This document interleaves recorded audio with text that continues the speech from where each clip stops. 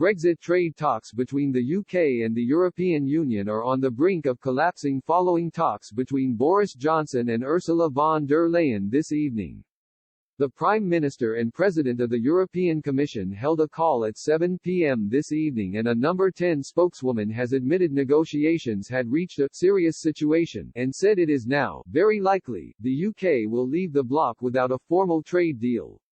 In a statement following the discussions, Downing Street warned time was very short ahead of the Brexit deadline of December 31 and stated no agreement would be reached unless the position of the EU changed substantially. During the phone call, Mr. Johnson reiterated he would not accept a deal on fishing which did not grant the UK sovereignty and control over its waters. The Prime Minister added the UK had made every effort to accommodate reasonable EU requests on the so-called level playing field on competition but conceded the area remained difficult. Ms. von der Leyen struck a more upbeat tone following the end of the call. The EU chief admitted substantial progress had been made on key issues but conceded big differences still remained outstanding. Both sides agreed to continue talks on Friday in order to try and break the deadlock. A spokeswoman for the Prime Minister said, "The Prime Minister spoke to Commission President Ursula von der Leyen this evening about the state of play in the UK-EU negotiations."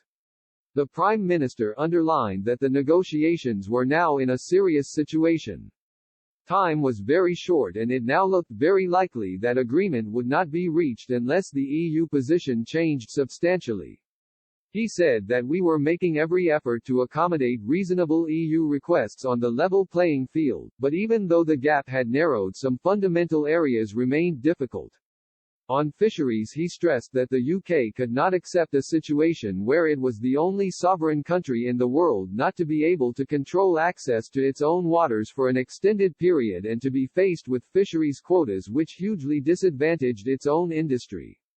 The EU's position in this area was simply not reasonable, and if there was to be an agreement it needed to shift significantly. The Prime Minister repeated that little time was left.